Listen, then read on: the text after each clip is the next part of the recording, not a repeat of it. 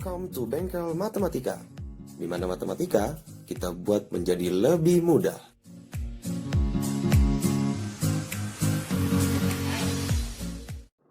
Oke, di video saya kali ini saya akan menjelaskan tentang dalil terakhir dari turunan fungsi atau fungsi turunan. Nah, di mana fungsinya masih sama dalam bentuk fungsi AX.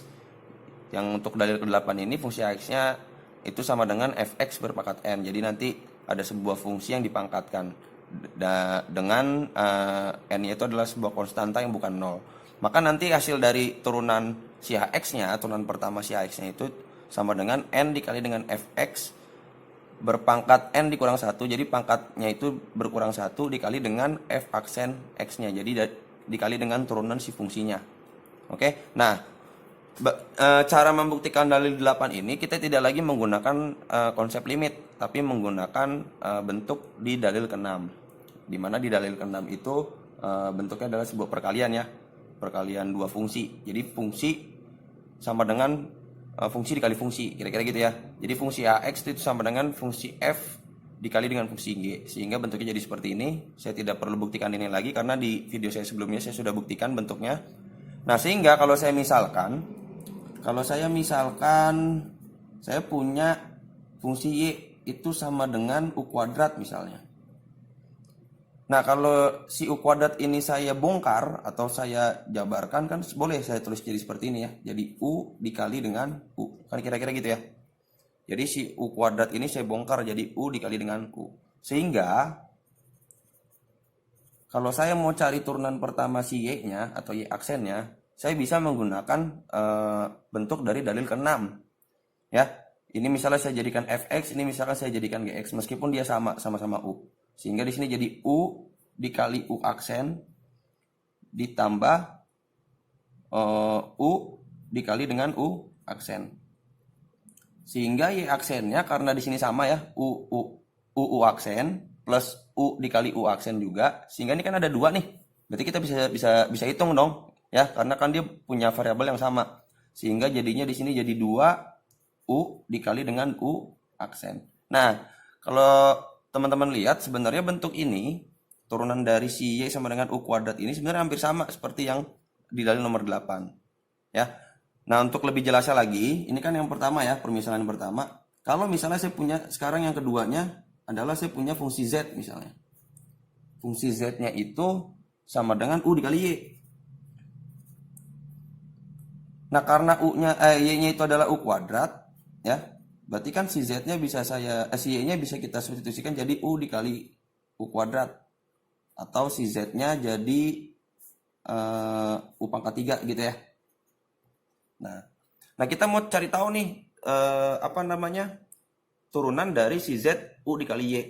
Nah, sehingga kalau kita tetap menggunakan dalil yang ke-6, jadi Z aksennya itu, ini kita misalkan fx, ini kita misalkan gx misalnya ya. Berarti ini kan u aksen dikali dengan y ditambah dengan y aksen ya. Y aksen dikali dengan u.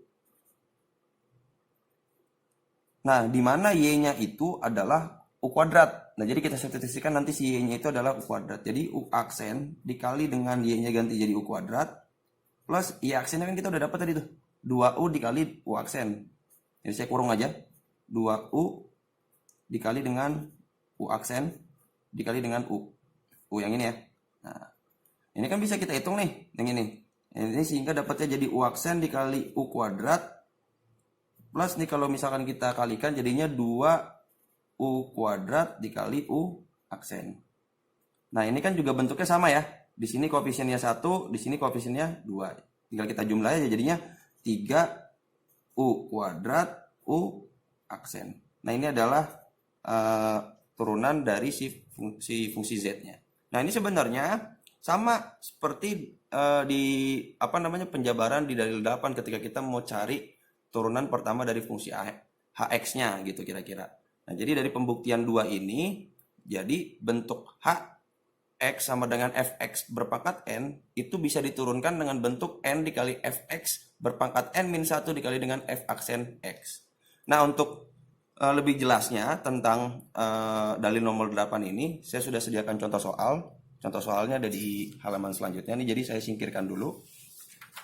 Nah, ini contoh soalnya.